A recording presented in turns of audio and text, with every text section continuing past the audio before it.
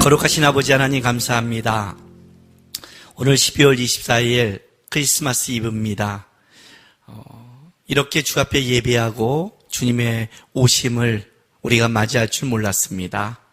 그런데 하나님, 우리의 상황을 떠나 우리 안에 오신 예수님께 영광과 존귀와 감사를 올려드립니다. 오늘 예배 가운데 주님의 오심을, 그리고 그 오심에 대해 감사하는 모든 자녀들 위해 하나님 함께해 주시고, 오늘도 주의 말씀과 은혜로 깨닫게 하셔서 주님의 오심이, 그것이 우리의 얼마나 큰 소망이며 기쁨인지를 우리가 깨닫고 간직할 수 있도록 이 시간 역사해 주시옵소서. 감사하며 예수님의 이름으로 기도했습니다. 아멘.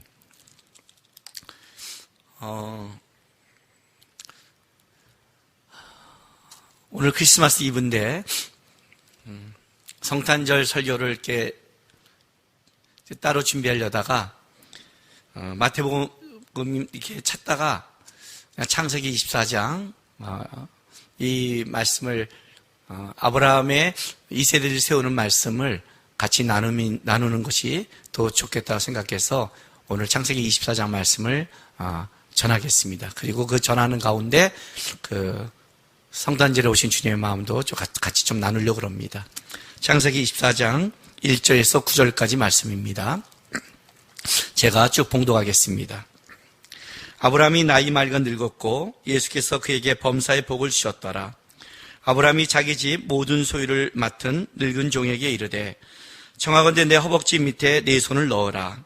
내가 너에게 하늘의 하나님, 땅의 하나님이신 여호와를 가리켜 맹세하게 하노니, 너는 내가 거주하는 이 지방 가나안 족속의 딸 중에서 내 아들을 위하여 아내를 택하지 말고 내 고향 내 족속에게로 가서 내 아들 이삭을 위하여 아내를 택하라. 종이 이르되, 여자가 나를 따라 이 땅으로 오려고 하지 아니하거든 내가 주인의 아들을 주인이 나오신 땅으로 인도하여 돌아가리이까. 아브라함이 그에게 이르되, 내 아들은 그리로 데리고 돌아가지 아니하도록 하라. 하늘의 하나님 여호와께서 나를 내 아버지 집과 내 고향 땅에서 떠나게 하시고 내게 말씀하시며 내게 맹세하여 이르시기를, 이 땅을 내 씨에게 주리라 하셨으니 그가 그 사자를 너보다 앞서 보내실지라. 내가 거기서 내 아들을 위하여 아내를 택할지니라. 만일 여자가 너를 따라오려고 하지 아니하면 나의 이 맹세가 너와 상관이 없나니 오직 내 아들을 데리고 그리로 가지 말지니라. 그 종이 이에 그의 주인 아브라함의 허벅지 아래 손을 넣고 이 일에 대하여 그에게 맹세하였더라. 아멘. 아마 제 인생 속에 가장 특별한 성탄절이 2022년이 아닌가 생각합니다. 아마 이 시대를 살아가는 사람은 2020년도를 잊지 못할 거예요. 그 인류의 역사 가운데도 2020년도는 아마 특별한, 세계대전처럼 특별한 역사로 기록될 것입니다. 나에게 있어 첫 번째 성탄절의 가장 의미는 언제였냐면, 고등학교 2학년 때였습니다. 제가 성탄절을 교회에서 맞은 거는 중3 때, 그러니까 제가 중3 10월에 이제 교회를 친구 때문에 처음 가게 됐습니다. 그리고 교회 간 거니까요, 그건. 그리고 12월에 이제 성탄절 행사를 했죠. 선물 교환도 하고. 근데 그거는 나에게는 좀 문화적으로, 교회가 처음 접하는 그런 특이한 거였지, 특별한 의미는 없었습니다. 그렇게 이제 고등학교 1학년도 그냥 선물 교환 지나다가 고2 때 제가 주님을 영접했습니다. 주님을 영접하고 맞은 첫 번째 성탄절은 나에겐 좀 특별한 의미가 있었죠. 그 전에 두 번의 성탄절과 달랐죠. 그게 나에게 첫 번째 고2 때 맞은 의미 있는 성탄절이었습니다. 그리고 이제 매년 성탄절을 이렇게 맞았죠. 제 친구 중에 성탄절에 생일 당한 친구가 있는데 저는 생일 축하를 그날 가본 적이 없습니다. 제가 나한테 막 화를 내면 미안해 그랬어요. 내 생명의 은인이 계셔서. 그렇잖아요. 그죠? 생명의 은인이잖아요. 내가 다른 건 몰라도 이분한테 먼저 드려야 되니까. 야, 평생 한 번도 못 빠지냐? 내 평생 한 번도 못 빠져. 진짜 그렇게 성탄절을 맞이했고요. 저는 군인을 방위를 맞았습니다. 방위는 이제 집에 출퇴근할 때죠. 지금은 사라졌지만. 근데 저는, 이제 전투방위에서 군대에 들어가서 행정을 하고 있었는데, 그날도 교회, 이제 성탄절 24일 가야 되는데, 그때, 교회 무슨, 일이 잡혀서, 군대 일이 잡혀서 이제 그걸 막 해야 돼요. 그래서 제가 중대장님 만나서 그랬죠. 막 빨리 준비하고, 중대장님, 저 교회 가야 됩니다. 그랬더니 우리 중대장님이, 김남구, 예, 그럼 내가, 예, 이병 김남구, 그러면, 야, 여기가 지금 너 교회인 줄 알아?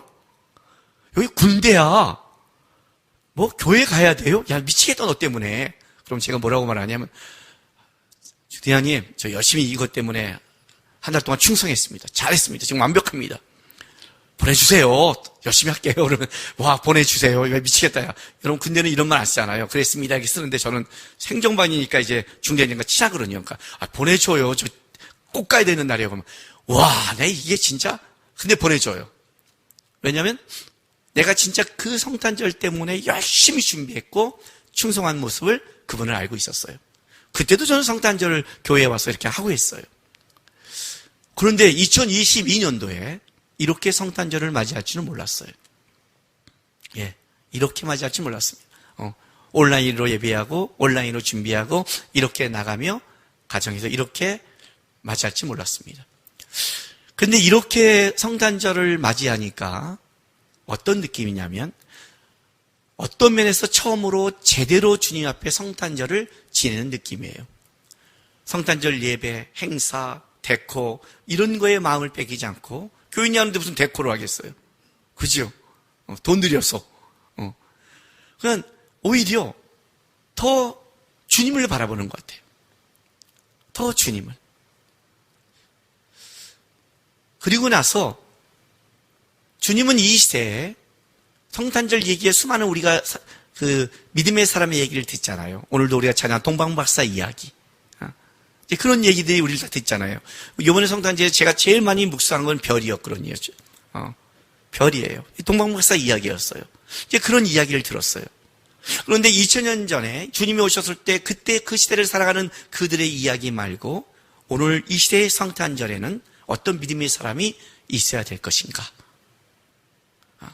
그때는 동방박사들이 예수님께 와서 황과 유황과 모략을 드렸다면 이 시대는 누가 예수님 앞에 그렇게 드려야 될 것인가? 그때는 목자들이 와서 경배하여 찬양을 했다면 지금은 누가 그렇게 해야 되는가? 그들의 이야기가 아닌 오늘의 우리의 이야기는 무엇일까를 생각한 거예요. 그리고 나서 보니까 아브라함의 이야기를 전하고 싶은 거예요. 왜냐하면 아브라함은요, 오늘 창세기 23장, 24장은 아브라함이 창세기 22장의 믿음을 증명한 다음에 그건 다음 세대를 위한 준비였어요.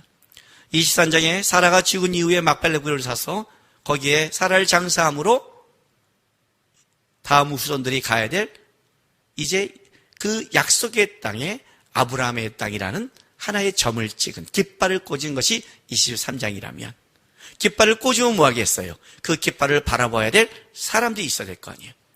바로 그 다음 세대를 어떤 사람을 세웠는가? 어떤 사람을 다음 세대로 아브라함은 하나님의 눈으로 보고 있는가? 그게 24장 이야기라는 거예요.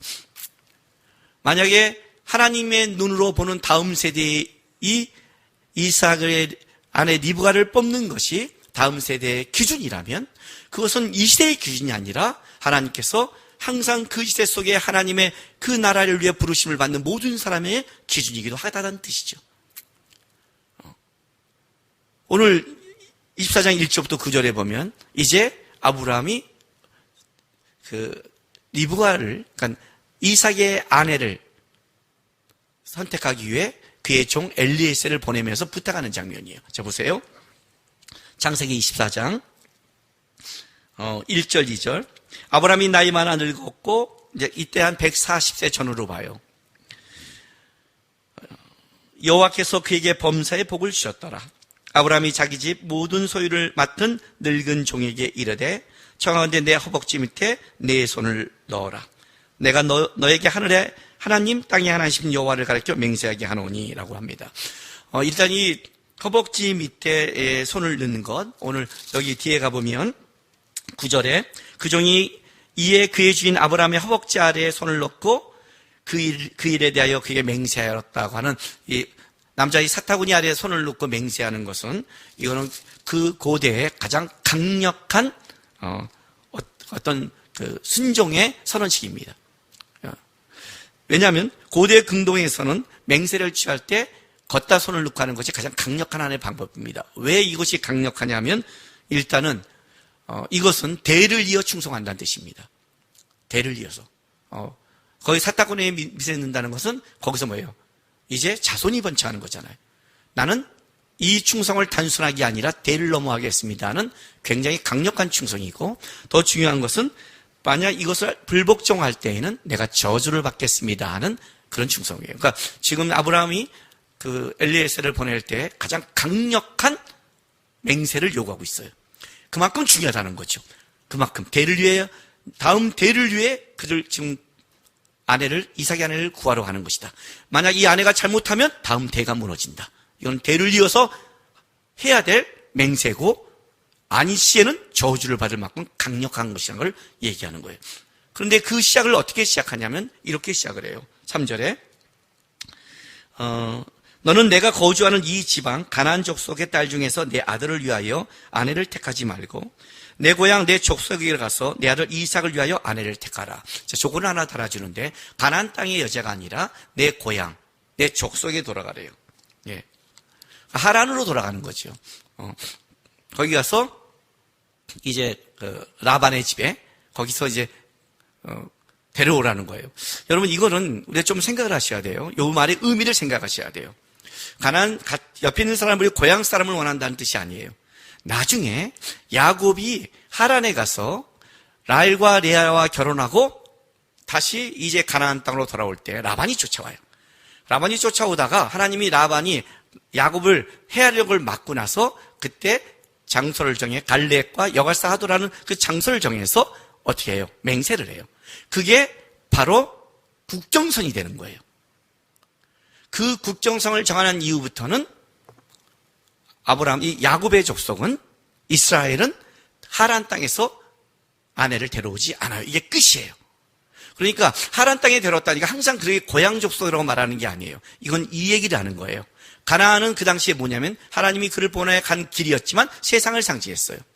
믿음의 길에 있어 다음 세대를 세울 때 가장 중요한 원칙은 동질감을 갖고 있어야 돼요. 고향이라는 것은 같은 피, 동질감을 가지고 있는 거예요. 아브라함에게 있어서 여기서는 믿음의 동질감이었어요. 너가 가서 지금 내가 이 가나안 땅에서 구하지 않고 왜 하란으로 보낸 걸 알아야 된다. 나는 여기에 정착한 사람을 원하는 게 아니라 믿음의 길을 떠난 사람들, 나처럼 그 믿음의 길을 가는 곳 속에 그 길에 동참할 수 있는 동질감을 가진, 그래서 어디예요? 하란 땅에서 아브라함처럼 그 길을 갈 사람을 구하는 거예요. 이 땅이 아니라, 세상이 아니라. 그래서 부탁을 해요. 그랬더니 24장 5절에 엘리에셀은 상당히 똑똑한 사람이에요. 분명하게 물어봐요. 종이 이르되 여자가 나를 따라 이 땅에 오려고 하지 아니하거든. 갔는데 이 땅에 안 오려고 그러면 내가 주인의 아들을 주인이 나오신 땅으로 인도하여 돌아가리까?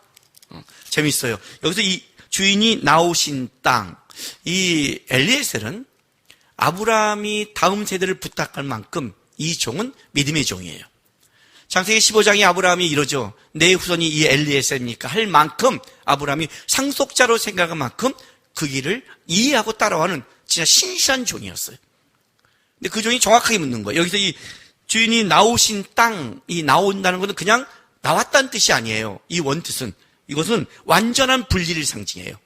이런 뜻이에요. 당신이 완전히 나왔던 그 땅. 무슨 말인지 아세요? 당신이 다시는 돌아가지 않으려고 작정하고 완전히 나왔던 그 땅으로. 만약에 그 여인이 나오지 않는다면 그러면 이삭을 데려가야 됩니까? 라고 묻는 거예요. 그 말은 아브라함이 이 길을 어떤 마음으로 나왔는지를 지금 엘리에셀은 알고 있는 거예요. 그 길을 따라가면서. 근데 만약 그렇다면, 왜냐하면 하란과 가나안은 800km예요. 어마어마한 거리예요. 그 당시에는 뭐 이렇게 가서 알고 그 문화를 아는 그 정도가 아니라 진짜 새로운 그 여인이 새로운 곳에 가는 거예요. 자기가 알지도 못하는. 우리가 이런 미국으로 이민 가도요, 미국 문화를 모르지만 내가 가는 곳은 다 요즘 찾아볼 수 있잖아요. 이런 곳이라고. 그 당시엔 그런 곳이 아니에요, 여러분. 그러니까 두려운 거죠.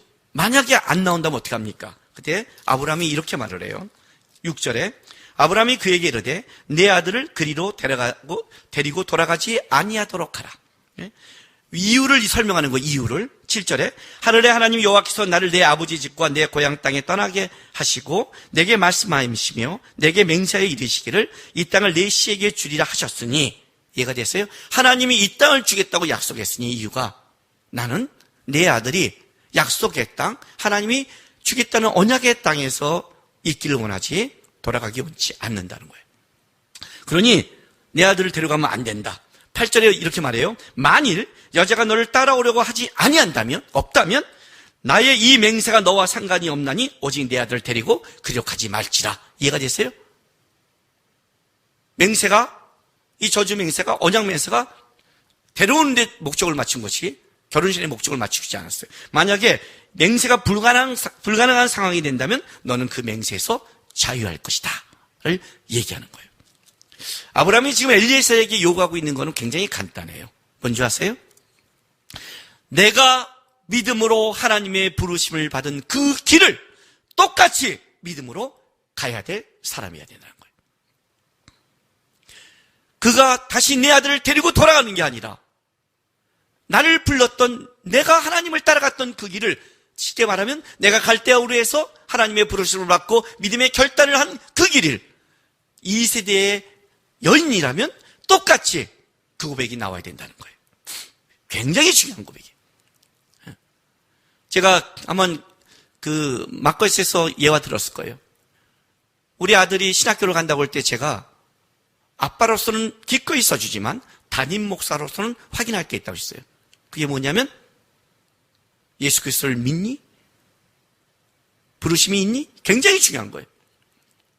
내 자식이 이전에 주의 종이 된다는 것은, 하나님의 일을 한다는 것은 하나님 향한 고백과 하나님 향한 부르심이 있어야 돼요.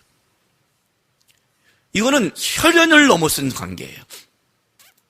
그게 명확하지 않은 자를 내가 써주는 거는 사꾼을 만드는 거예요. 하나님이 다음 세대를 세울 때 아브라함이 본 가장 중요한 기준이 하나가 뭔지 아세요? 아브라함처럼 하나님의 길에 부르심에 응답하는 자예요. 그 길을 걷는 자. 800km나 되는 아무것도 모르는 길이지만, 그러나 그 길에 뭐예요? 믿음으로 고백하는 자. 자기 안목과 괴산을 갖고 얘기하는 게 아니라 믿음으로 그 길을 가는 자. 그게 다음 세대의 조건이죠. 그게 다음 세대의 조건인 거예요. 데리고 나와야 된다. 네 아들이 데려가지 못한다. 두 번째 조건이 뭔지 아세요? 이삭은 약속의 땅에서 하나님께서 낳았어요. 약속의 땅에서 낳았지만, 그러나 거기가 자기 고향이 아닌 거예요. 그는 여전히 나그네 삶을 살아가요. 그 길을 여전히 갖고 있어요. 이런 말을 해요. 두 번째는 이삭을 그리로 데려가면 안 돼요. 무슨 말인지 아세요? 하나님의 부르심을 가다가 다시 뒤돌아서면 안 되는 거예요. 아브라함에게 가장 중요한 것은 아브라함의 인생길에 그는 돌아서지 않았어요. 그 길을 계속 갔어요. 그가 가나안 땅의 흉년을 맞이할 때로 그는 어디예요? 하란으로 돌아가진 않았어요. 고향으로 돌아가지 않았다고요. 일단 그걸 피하기 위해 애굽에 가서 실수한 적은 있어도 그는 고향으로 돌아간 적이 없어요. 그는 하나님의 부르심의 그 땅에서 그 길을 따라가는데 최선을 다한 사람이에요. 다음 때는 어떤 사람이 하나님의 부르심을 받아야 되느냐? 그 하나님의 부르심 앞에 똑같이 나처럼 반응하며 돌아서지 않고 그 길을 가는 자만이 하나님의 부르심에 다음 세대에 택함이 있다는 거예요. 그리고 이제 했어요. 엘리에셀이 이걸 딱 바꾸고 하는데 아주 재밌는 장면이 나와요. 이 24장은 굉장히 긴 장인데, 자, 24장 51절부터 58절까지 볼게요. 드디어 엘리에셀이 하란 땅에 가서 드디어 라반을 만나고 드디어 리브가를 발견하게 되죠. 그리고 리브가한테 우물에 그 물을 먹으면서 약대들에게 물을 주면서 리브가가 어떤 여인인가를 다 보다가 이제 이 여인이란 걸 보면서 데려가려고 청혼을 하는 거죠. 그랬더니 자, 이 52절에 보세요. 리브가가 당신 앞에 있으니 데리고 가서 여호와의 명령대로 그를 당신의 주인의 아들의 아내가 되게 하라고 라반과 부델이 이제 얘기를 해줬어요. 선정됐어요.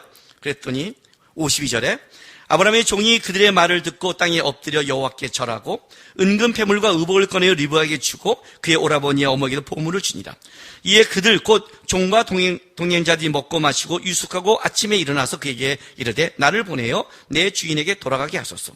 리브가의 오라버니와 그의 어머니가 이르되 이 아이로 하여금 며칠 또는 열흘을 우리와 함께 머물게 하라. 그 후에 그가 갈 것이라. 그 사람이 그에게 이르되 나를 만류하지 마소서.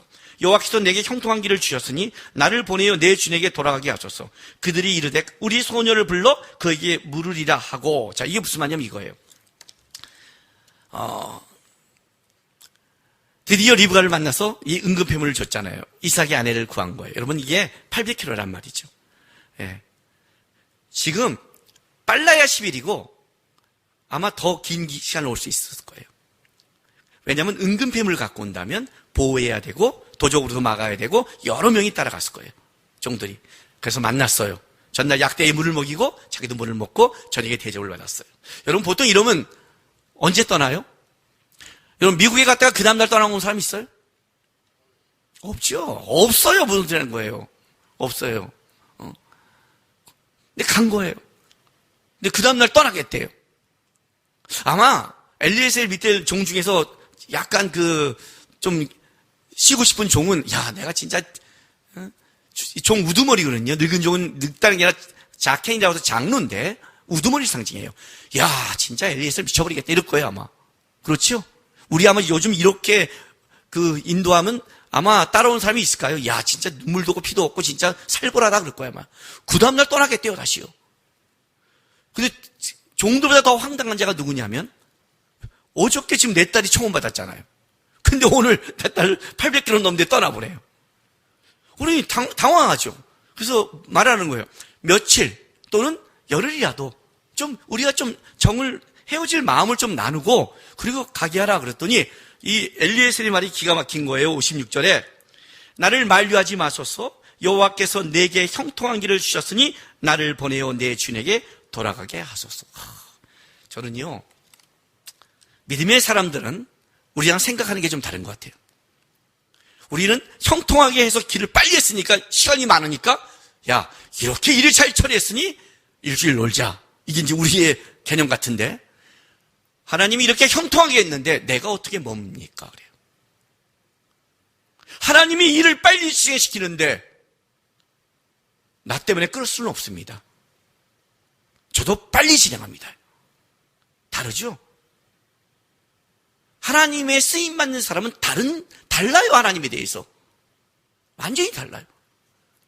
이렇게 말해버리니 그가 할 말이 없으니까 50절 이렇게 말해요. 그러면 소녀를 불러 그에게 묻자. 리브가에게 묻자 그래요. 근데 58절 와서 리브가를 불러 그에게 이르되 내가 이 사람과 함께 가겠느냐 했더니 그가 대답하되 뭐라고 그래요? 가겠나이다. 아마 리브가 어머니는 내가 딸 잘못 키웠다 그랬어. 이런 정냄이 없는. 말이 짧고 분명해요. 정확해요. 저는 이 느낌을 알아요. 저랑 같이 사는 사람이 이 비슷한 느낌을 가지고 있거든요. 중성적인 여인. 그런데 아마 저는 이 시대에 살았으면 리브가에 반했을 거예요. 저는 이상하게 여기에 매력을 느껴요. 만약 여기서 그냥 그렇대도 제가 그러면 하리라도 이랬다면 멋있잖아요. 가겠니? 딱 어머니는 그래도 하루라도 며칠 이렇게 말할 것 같잖아요. 다 설득도 안 해요. 가겠나이다. 여인이니까 이렇게 만약에 이게 영어로 군다면 yes sir 하고 끝냈을 거예요. 멋있지 않아요, 여러분? 천국 가면 내 심장을 뛰게 하는 몇 여인이 있어요. 일단 내가 제일 보고 싶은 여인은 룻이에요, 룻. 저는 룻을 너무 사랑했으니까. 그런데 성경을 보다 보면, 오, 멋있는데 이 여자? 이런 여자들이 몇 명 나오는데, 그 중에 하나가 저는 리브가예요. 나는 리브가 여기에 반했어요. 멋있잖아요, 여러분. 가야 될 것이라면 끌지 않아요, 별로. 우린 너무 인간적인 감정이 많아요. 인간적인 감정이 너무 많아요, 우리는요. 코로나 바이러스 시대에요. 너무 이거에 못 살겠다, 힘들다, 뭐라, 너무 그러지 마세요, 여러분. 너무 그러지 마세요. 우리 인류의 역사상 이 재앙은 재앙도 아니에요, 여러분. 6.25 때 전쟁을 겪을 때 생각해 보세요, 우리 조상들은. 그거 안 보세요? 1.4.5 때 막 이 추위에 내려가는 거 못 봤어요? 영화 안 봐요? 일제시대 안 봐요? 조선시대에 태어났다면 여인들은 지금 뭐 하고 있겠어요? 지금 여인들은요. 뭐 하고 있겠어요? 지금요. 빨래하고 있겠죠, 뭐 자기가 다 양반인 줄 착각하고 살죠, 뭐. 뭔 소리 하는 거예요, 지금. 우리는 너무 감상적이에요. 리브가가 이 고백이 기가 막힌 거야. 아브라함에게 하나님이 갈대아우를 떠나라고 했을 때 아브라함이 즉각 응답하듯이 다음 세의 리브가도 동일한 응답을 하는데 그 부르심에 즉각적이었더라.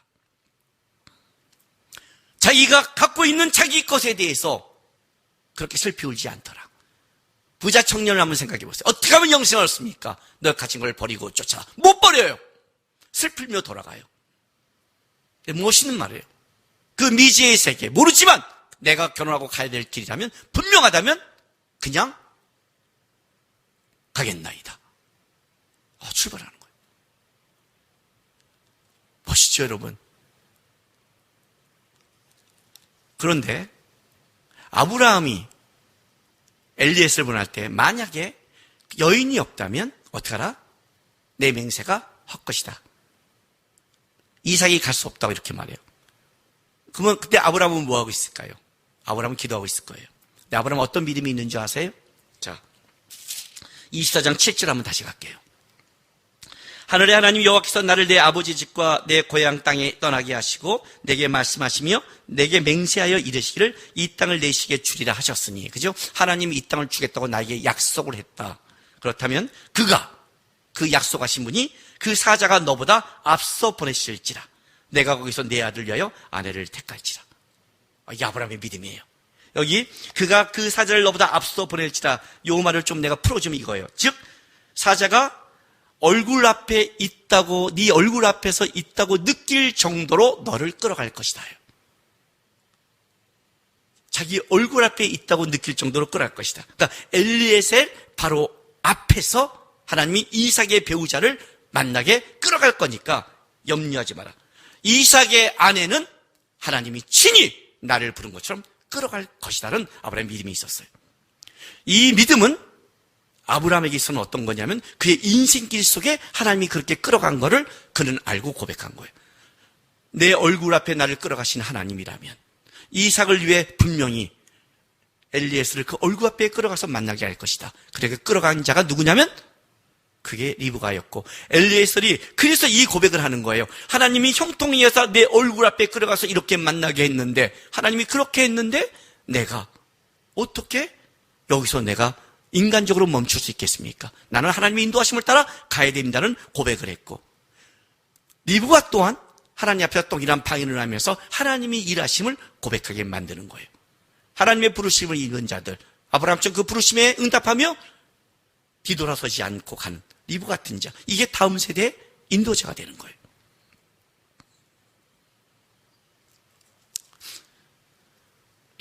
성탄절이라고 그랬잖아요. 저는 별을 이번에 많이 묵상했다고 그랬어요. 이번에 별을 묵상해서 제가 묵상했던 분들이 누구냐면 동방박사예요.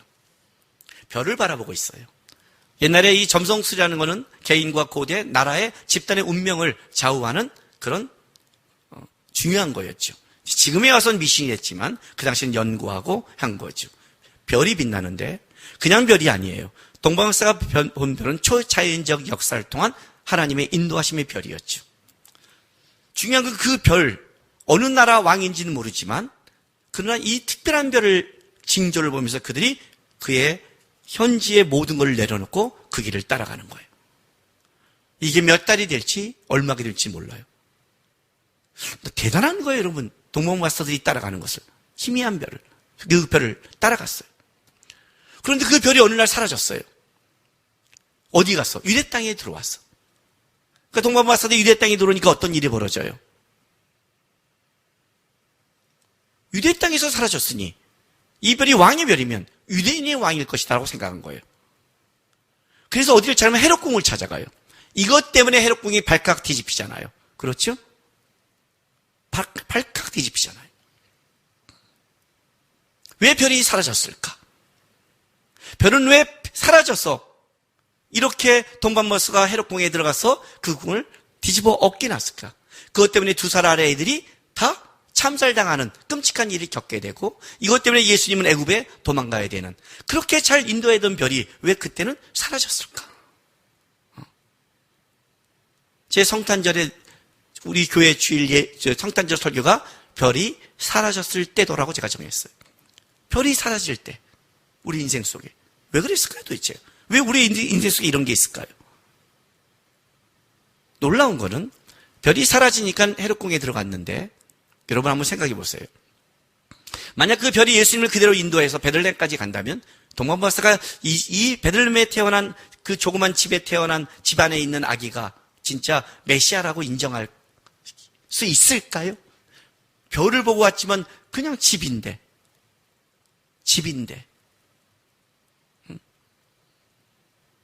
그런데 별이 사라지고 나서 왕궁에 갔더니 헤롯이 이런 말을 해요. 서기관을 불러요. 물어봐요. 유대인의 왕이 어디서 태어나니? 현직 왕이 물어봐요. 그랬더니 서기관들이 뭐라고 하냐면 유대 땅 작은 베들레헴이라고 미가서 5장 2절 말씀을 얘기해줘요. 그 헤롯이 뭐라고 말한 줄 아세요? 동방마스에게 별이 났다는 때를 물으면서 지는 인간적이었지만 이렇게 말해요. 가서 경배하시고 나에게 알려주세요. 나도 경배하겠습니다. 동방마사들은 놀랍게도 헤롯 왕을 통해, 그리고 유대의 예언자를 통해 베들레헴의 왕이 되었다는 것을 확증을 받아요.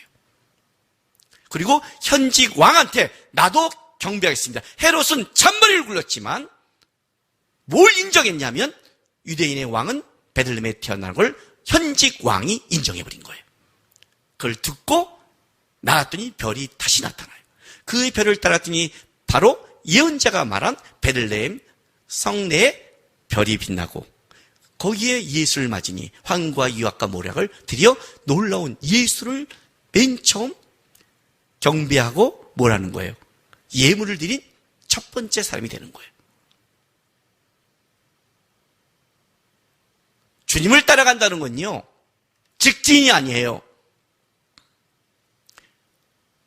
어떤 때는 별이 사라질 때도 있고, 어떤 때는 구할 때 800km로 가야 되고, 어떤 때는 어떻게 될지 모를 그런 상황을 맞이하기도 해요. 하나님이 앞서 인도한다고 믿고 있지만 그의 가는 과정 속에는 수많은 어려움과 환난을 맞이하기도 해요. 그러나 한 가지, 그 별을 바라보고 포기하지 않고 따라갔던 동방마사는 드디어 예수를 만나요.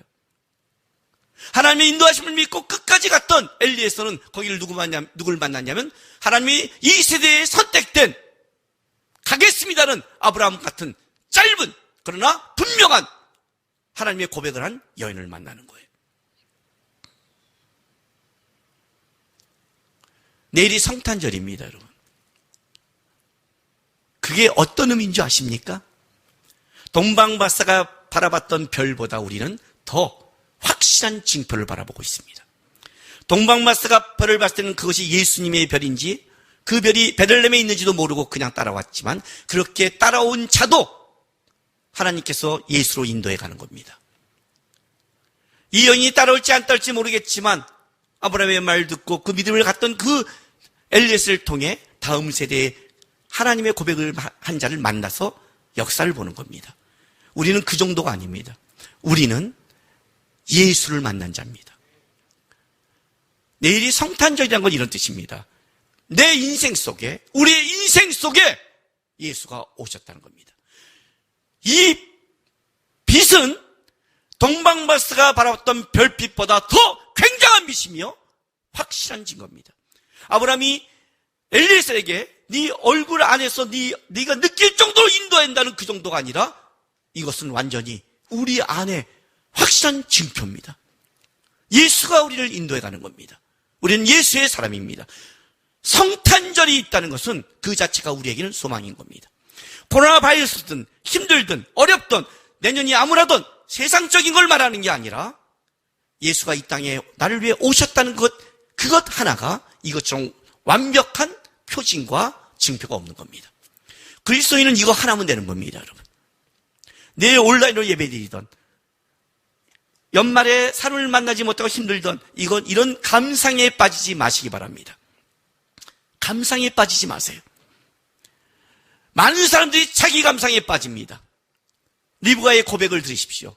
가겠습니다. 가겠나이다. 돌아서지 않는 자, 부르심에 즉각적으로 응답하는 자, 하나님이 그 사람을 아브라함의 다음 세대로 세운 것처럼 이 시대도 하나님이 어떤 사람을 세우냐면 우리의 환경은 코로나 바이러스나 여러 가지 환경으로 바뀔지 모르고 어려울지 모르지만 한 가지 분명한 것, 하나님, 나는 부르심에 반응합니다. 나는 돌아서지 않습니다. 나는 예수의 그 확실한 징표를 바라보면서 이 땅에 동방보스가 별을 보고도 쫓아갔는데 저는 예수를 바라보며 쫓아갑니다. 동방사의 별이 예수라는 확증을 만난 것처럼 우리가 보는 예수를 쫓아가는 그의 삶은 분명히 우리 안에 다음 세대에 리브가가 맛본 이 하나님의 영광, 이삭이 맛본 영광, 그 영광이 우리에게도 준비되어 있는 겁니다. 명심하세요, 여러분. 지금도 하나님은 다음 세대를 찾습니다. 2020년이 마무리되어 갑니다. 어떻게 살았느냐? 일단 내려놓으십시오. 어떻게 살 거냐가 중요합니다. 올 연말을 뭘로 마무리하겠습니까? 확실한 징표인 예수를 바라보고 마무리하십시오. 그리고 다시 한번 여러분의 허리띠를 묶으십시오. 주님, 다음 세대 제가 하나님의 사람으로 살겠습니다. 결코 돌아서지 않고 결코 포기하지 않고 그 부르심 앞에 하나님 앞에 단순하고 고백하며 그 길을 가겠습니다 하는 믿음의 사람들이 여러분이 되시고 그렇게 일어나기를 주의 이름으로 축복합니다. 기도하겠습니다. 저는 연말에 성탄절이 있는 걸 너무 감사히 여깁니다. 한 해를 예수 앞에 마무리할 수 있도록 주셔서 감사합니다. 우린 예수 앞에 있습니다. 찬란한 별보다 비교할 수 없이 아름다운 별, 아름다운 빛인 예수 앞에 우리 인생이 있습니다. 주님 바라보면서 이 성탄절 감사와 영광 예배를 드리겠습니다. 주님 바라보면서 뒤돌아서지 않겠습니다. 주님 바라보면서 나의 부르심의 길을 끝까지 가겠습니다. 다 같이 우리 기도하며 결단하며 나가겠습니다. 기도하겠습니다. 거룩하신 아버지 하나님 감사합니다. 우리 속에 오셔서 우리를 구원하시며 이 땅에 빛이되어 주셔서 감사합니다. 주님이 오셔서 주님이 이 땅 가운데 종리의 몸으로 오셔서 우리에게 소망이 있고 우리에게 기쁨이 있습니다. 주님도 오셨고 뒤돌아서지 않고 가신 그 길, 우리 그 주님을 따라가면서 하나님 부르심에 반응하며 주님을 쫓아가는 하나님의 자녀에게 도와주시옵소서. 우리 사랑하는 그날까지 우리의 눈과 우리의 삶이 주가 우리를 보여준 그 빛만을 따라가는 하나님의 사람이 되길, 거기에 반응하며 거기에 결단하며 거기에 헌신하는 주의 종의 삶을 살아갈 수 있도록 인도하여 주시옵소서.